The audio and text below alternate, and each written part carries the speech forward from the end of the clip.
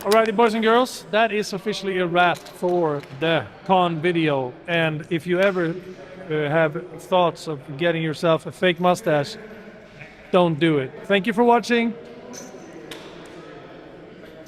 I can't get this off. Anyways, bye-bye.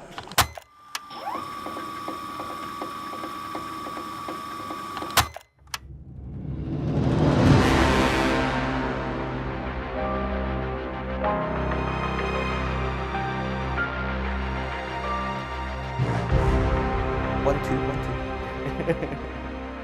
Yeah, I did have to brush up my samurai sword. I'm getting a bit old now, so hopefully, yeah, a couple more years of this and get a bit more in acting than dying. I had a chat with the boys in Sabaton earlier, and yeah, they're lovely lads, great people. Can't say I listened to them before, but I did check them out after I got a role. And my wife is a fan now, and their Christmas song is going in our Christmas playlist.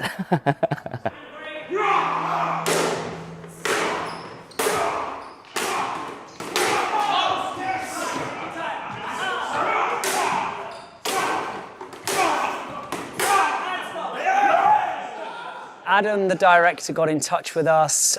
We are a company that specialises in fight choreography, fight coordinating.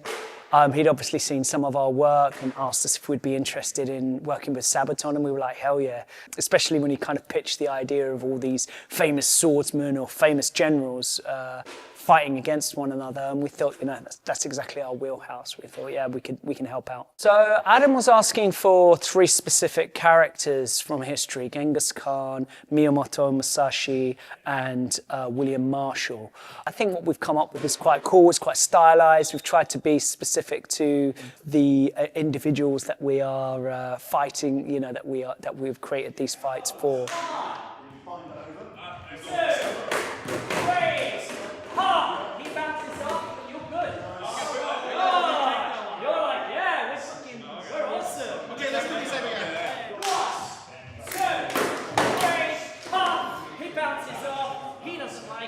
You guys like funky and okay? But, and hit. 1, 2, 3, and then stop there. Because I'm hanging out with. There's a sword there.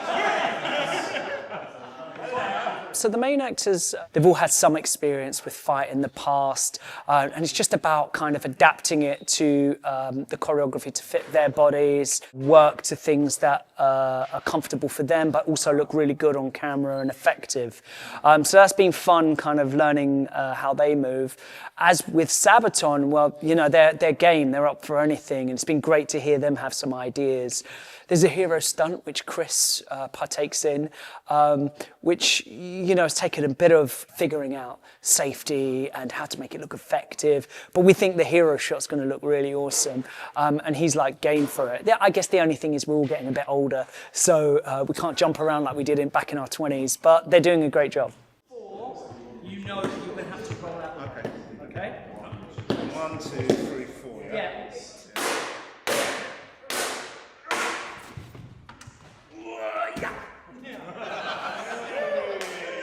One of the most exciting things that about this video is that we're filming in the Natural History Museum, which is awesome. You know, like it's been one of those spaces that's kind of been part of my life anyway as a child, full of history.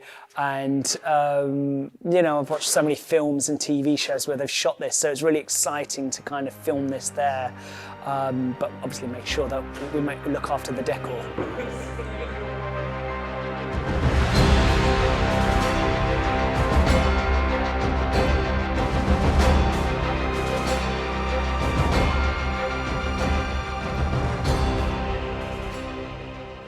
The story takes place in the future, the year 2045. So instead of having us performing the song, we are actually using a bunch of kids. They are living in the future, loving heavy metal and enjoying global peace. Because in the year 2039, there was no more conflicts and no more wars in this fictional but hopeful future. To celebrate the global world peace, Sabaton, meaning us, went on no more wars, no more tours. Our final tour in 2039. In the fictional world of 2045, Sabaton is not needed anymore, and our instruments are now found in a museum, where the kids who grew up loving heavy metal, loving Sabaton, they sneak in at night because they know that these instruments contain magic, and by playing Sabaton music, they bring history to life. Little do they know that when they start performing the music and bringing history alive, they also bring the scary Khan to life. And he is very angry after being hibernating for a very long time. And he is more hungry for power than he's ever been, with ambition to rule the world. He quickly realized that he needs to get out of the museum to become super powerful and conquer all. Meanwhile, the music of Sabaton also awakens 5 soldiers from different eras who have to work together in order to make sure that Khan cannot escape the museum and that he cannot become all-powerful and take over the world. Most of the scenes for this were shot in the Natural History Museum, a fantastic location that we could only dream about a long time ago. The first 3 characters that we had to get into makeup department were Genghis Khan, Miyamoto Musashi and the Black Prince. We've gone for quite a dirty grubby look for them today, which is one of my favourite looks to do because it's quite easy but it's really effective. It also means it turns that actor into a character for me and just puts a little bit of realism into their character. We've also got the band filming today, and for a couple of them we're going for a little bit of a heavier look for them as they are playing a sort of waxwork character, part of the exhibition that come alive. So it's important to make things look like make the band look like they are actually exhibition pieces and not human beings. Having worked with Sabaton before, I expected it anyway, but they're all really cool guys and it's such a great atmosphere to work with. They're all really fun. You know, they've got funny personalities and it's just a great environment to work in. As a child, you go to a museum and you imagine that these models that are in the exhibits, they are going to come alive at night and it's quite exciting. And I'm a parent and it means a lot for me to be on this job and sort of experience that and you know, when the video comes out, to show them and they'll love it. They'll think it's absolutely amazing, and that for me is part of the job satisfaction, is being able to go home and do that. All the actors performing in this have been absolutely amazing. Outstanding is Han, the actor who plays Genghis Khan. I think when we were test shooting something and he just in 2 seconds explained to me by one look why he is Khan. Well, because previously I played Genghis Khan on the National Geographic channel a few years ago. I was working in Cape Town and I've had some experience through working on the character back then. I had to learn the language and play the character and learn to ride a horse as well. So, which was dropped on me last thing, you know, I wasn't expecting to learn to ride a fully grown horse. It was quite scary actually. The choreography is, I suppose, like learning a dance. It's a process of learning the moves and everything. It's like learning a kata for martial arts. So it's a cross between that and dance moves. And I have to admit, you know, I'm not very good at dancing. So it has some sort of similarities in it, and preparation. It's repetition, you know, repeat, and that's how you learn. And I've done some taekwondo as well back in the day when I was younger. And then step back, up. That's it. So you have to come here so that this one is loaded so that you can then go there. Don't flatten the blade. Keep yourself so you want blade. Yeah.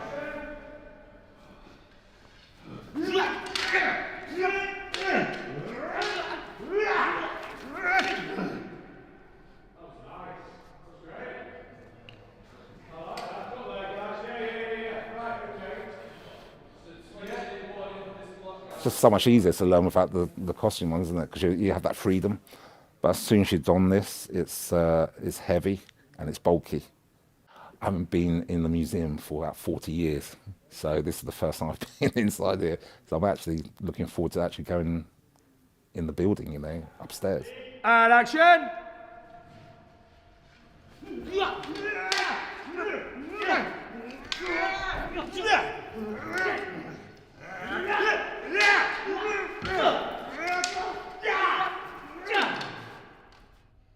Cool, right, leave it up. Let's switch to the side, guys. Same thing again. Without a hint of pride, what you mean be a king? To make any man in the pride. Well, hello there. If you've only got a mustache, a mustache, a mustache. If you only got a mustache. In this video, I am playing a Napoleonic commander. Yeah, I got today, this video, I'm the French, pretty much. Hence the mustache and the very comfortable clothing that I'm gonna be wearing. Yes, I have done a lot of research on my character. I read a lot of books. I went to a course that spanned over a couple of weeks, acting course. It's called How to Become a Napoleonic Commander. But there's like, it takes a couple of months. So I've done that. I talked to a lot of French people, and I first and foremost talked to my Viking Spartan over here. It looks like something from Asterix and Obelix. That's what it does. Well, to be honest and be serious for a second, which I rarely am, I think that being here in the Natural History Museum in London at night, it's so overwhelmingly cool experience. So we have great actors here, like actual professional actors, and we have a bunch of heavy metal musicians that pretend they can act. I think the song is great. I think that... sorry? The makeup artists are the best. I think the makeup artists are amazing. I think the BTS guy is the fucking dude. It feels like one of those videos where everything kind of comes together. Everybody's here for the right reason, and I think everybody's here to do a kick-ass job. This is the second time now we work with Adam and the team, and we did 1916, which was a huge success, and we were very happy with the result of that. I think that it's probably very hard to take me seriously, looking the way I am looking right now. You got to bear with me. To make the song justice, if you will, by doing it properly, I think it's going to be a real treat to look at. I was actually here earlier today because I wanted to see the museum as a visitor. And here's the thing with this museum. If you go to any piece in any, do you say monter in English? The cabinets. Cabinets, the cabinets. It's like, that would be the main piece in any other museum in any other parts of the world. But here's like, oh, there's one cabinet and here's another one. It's just a crazy amount of things. So, yeah, what an amazing, amazing place. Today is my first time, but I actually came here earlier today. Yes, because this place has been on my bucket list for a long time. And it's weird, especially when it comes to London. I seem to have a weird relationship with this city because I was in London at least 10 times before I saw Big Ben for the first time. And obviously, this being a bucket list place for me, the Natural History Museum that is, and me not having been here, even though I've probably been in the city for, I don't know, 50 times. So I'm really happy I managed to do it. And we get to be here after hours. And for anyone interested, the Wildlife Photographer of the Year exhibition was awesome. Worth it, even if you're not really into photography. Fantastic. It's like, you know, when you're drunk and young and you went to Scotland for the first time and you heard this stupid thing about a Snickers, a deep-fried Snickers bar or a deep-fried Mars bar, and you taste it. It's like, yeah, there's nothing wrong with it, but it's exactly as you expected. Did you like it? I'm happy I tasted it, but I won't be having another one. No specific Templar in history on this one. Templar heroic warrior is what the script says. I'll try and do my best to look heroic, but knowing myself, I'm gonna fuck it up. To be honest, of all the uniforms / armors I've had, this is one of the least problematic I've had, actually. Chainmail is a lot easier than the plate armor we had for another video, which I don't know in which order these are being released. So if you're watching this, either you have you know exactly what I'm talking about, or you have got no idea actually. So we'll see where this ends up. Well, I'll start with the opposite. I'll start with the one I'm dreading, where Chris is jumping over us.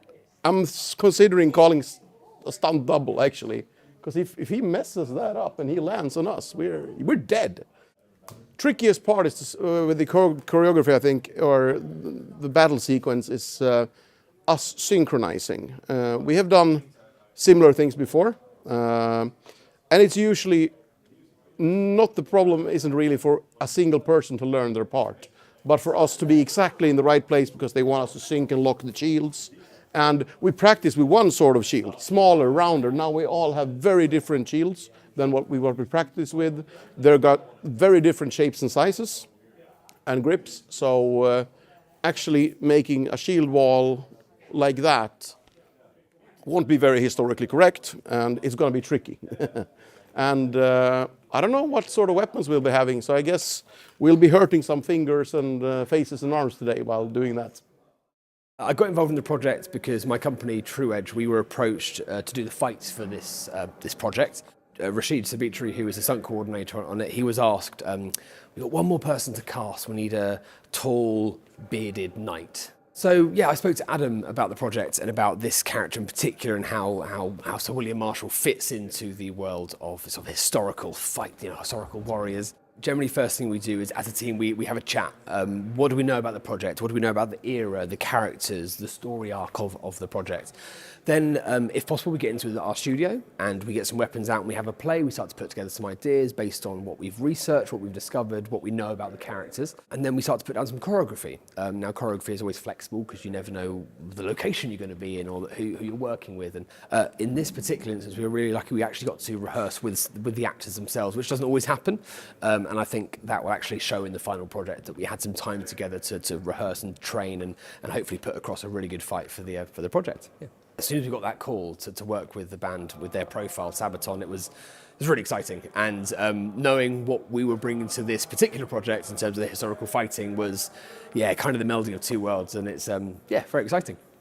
So my first scene today is my big fight scene with Hon. Lovely guy, but fearsome to look at. So a little bit intimidated because he is such a powerful guy. Putting something like this on is hard not to feel like a knight in shining armor, and especially with the makeup. I mean, the team here are fantastic. It really helps bring you into the world, and we are surrounded by history here at the museum. So it very much brings out a character that it's in there somewhere. It's almost kind of primal, and especially putting on armor, it definitely helps get you into character. So today I'm playing, or for 2 days I'm playing Vlad the Impaler, a Romanian guy. He used to impale people. Very nice guy. I think I find the strength when I get to impale one person on the set. So I'm looking forward to that. The final scene that we're shooting today, which is going to be the kill scene. Oh no, not kill scene, but almost kill scene. Yeah. So I'm gonna do a quite big stunt today. So that's gonna be cool. I'm looking forward to that. I trained for it so much yesterday, so my legs doesn't quite work today. Quite hurt. The only thing I was nervous about was to jump over the shield wall, which is a quite big jump. And kicking my fellow colleagues in the head or something with swords, and it's a lot of weapons included in this scene, so can get quite dangerous. But we trained for it quite a lot. But I never tried it with full costume, so it might be a little bit different. But I would try my best. It's gonna be cool. So yeah, we went through some choreography yesterday, quite a lot of it, and I think I did my jump over the shield wall like 25-30 times. So my legs are quite dead today. So I'm quite happy we do the jumping, that fighting scene thing today and not tomorrow, because usually 2 days after you're doing stuff like this, your legs are going to be very sore. So I took some painkillers today, and then we're gonna be fine. We tried one with everyone else. Yeah, that's what's going to happen. Sweaty. Great. You can land, you can jump and land here. Templar grooving. I call action, I go. And action. 3, 2, 1. What? Sorry, okay.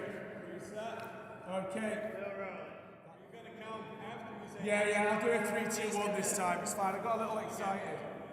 All right. My creative process when I start this is the band will send me a bunch of inspirational images or like a description of the kind of thing that they want. And at that point, I then contact all of the hire houses and they'll send me photos of what they have. And in the case of Genghis Khan, I wasn't too fussed about what came back from either hire house. So in that instance, I hired things from multiple hire houses to create a look that was complex enough to look really beautiful in the museum itself and feel realistic, but have movement and also just work with him really well. He's a big guy and he's statuesque, and I wanted something that went right to the floor to have that kind of really dramatic silhouette. The samurai, same thing happened. One of the hire houses put together an outfit for us, but from that point I was sent a really beautiful inspirational image by the band, and it looked like he was wearing silk robes, which I couldn't find at all, so I actually made those. So the silk samurai robes I made at home. And then we hired the Black Prince, and there was a bit of backwards forwards about that.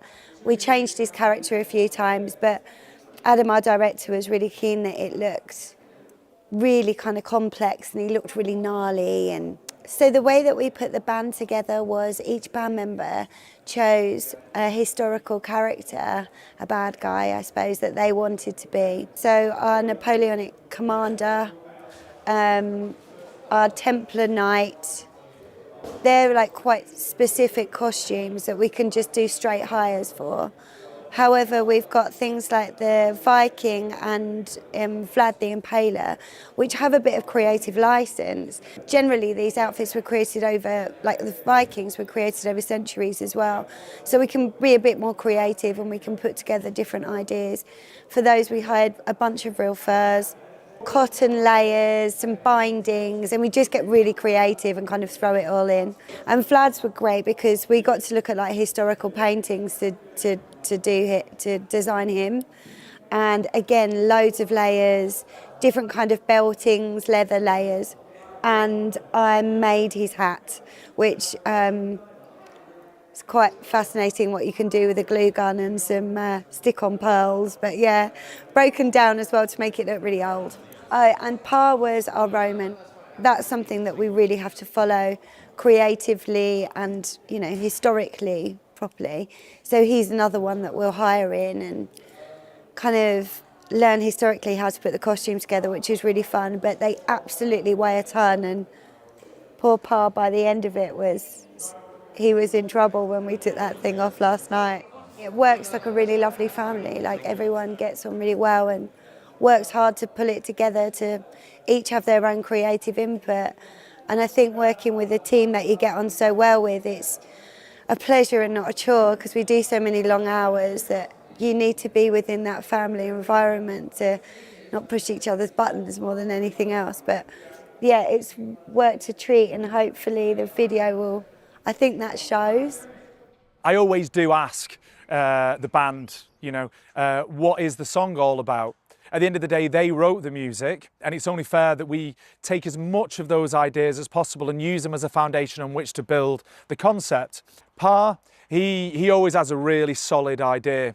And from there, you know, we amended it, we developed it together. I did the screenplay, and you know, it was an amazing experience, just like the previous 1916. You know, and I really appreciate that as well, because I love collaboration. The greatest thing about film is the collaboration between all these different people. You know, to collaborate with someone in the band that has got such a strong idea and help them to craft it into something that works on screen. Yeah, it was a real privilege. I love working with kids more than anyone else. They've got very limited inhibitions, you know, they take direction even better than adults. It does come with its added responsibilities from a director. You can only work with them for a certain amount of time. You've got to work around schools and licenses and things like that, and really speak to them on their level as well. Make them feel like an adult, but at the same time, you look after them like their children. These kids really took the direction like professionals, like they've done it a million times before when they haven't done anything like this before. Dylan in particular as the frontman, you know, evoking Joachim's energy on stage. It was amazing.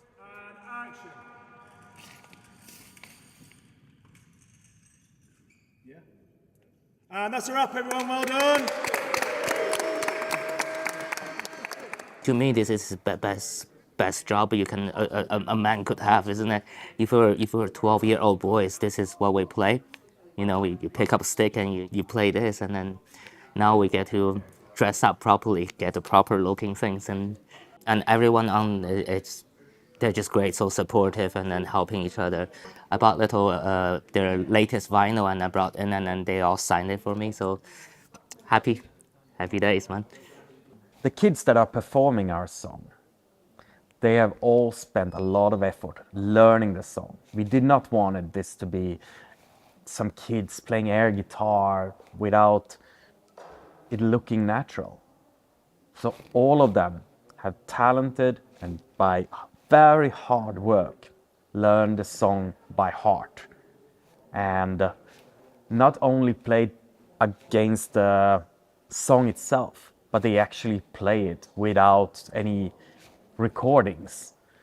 4 of the kids come from a musical institution localized here in London, and the 5th kid is, funny enough, the son of our old drummer Daniel Mullback, who has remained a close friend of the band since forever. And it's really cool to see his son follow in his footsteps and now sitting behind the drums and playing a Sabaton song.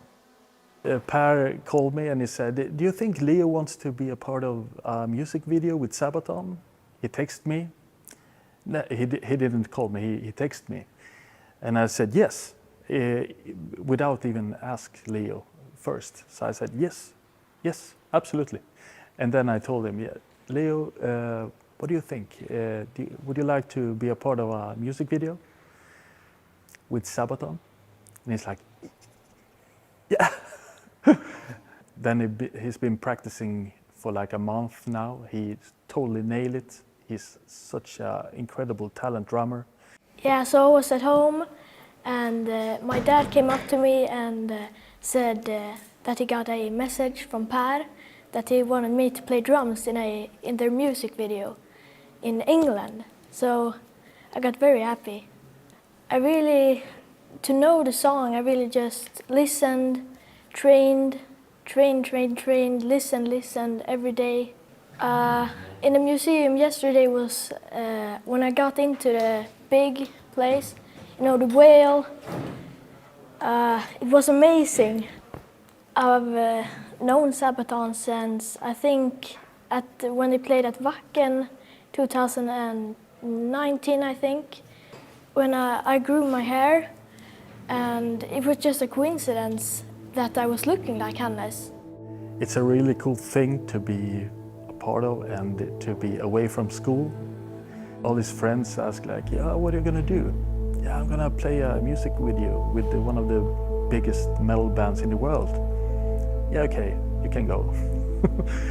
So we're going on a short trip not a short trip, a long trip from Sweden to London, a couple of days, do this. He's living the dream, and then go back to reality again.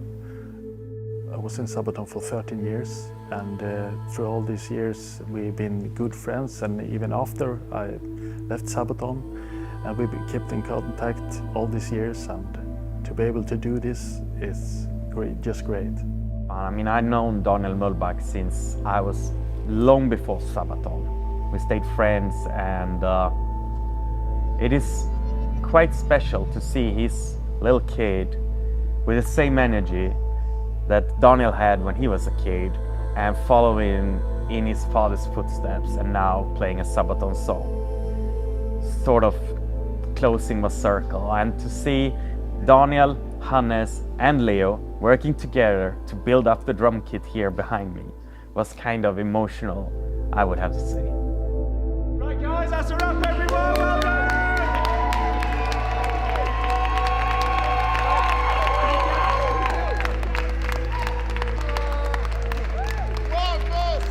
So we obviously go around and we play heavy metal, singing about military conflicts and military history, hoping that it remains history. We have no wish that anybody repeats the stuff that we are singing about, and we have rather the opposite. And this is a little bit what the wish and the dream of this music video is about. That hopefully one day in the future, kids grow up with the ability to play heavy metal without any risk of any wars or any conflicts in a peaceful world where heavy metal is still going strong. I believe that the greatest stories ever are real stories, or at least myths and legends that, that took place or that were passed on by word of mouth over thousands of years. Every single film that you've ever seen ever has been inspired by something, by many things. But if you work all the way back, all those films were actually inspired by real events. That's why working with Sabaton is always such a pleasure, because we're not creating music promos. We don't create music videos with them. We're actually producing, creating, telling stories that are inspired by history, but bring that history back to life again, for a modern audience.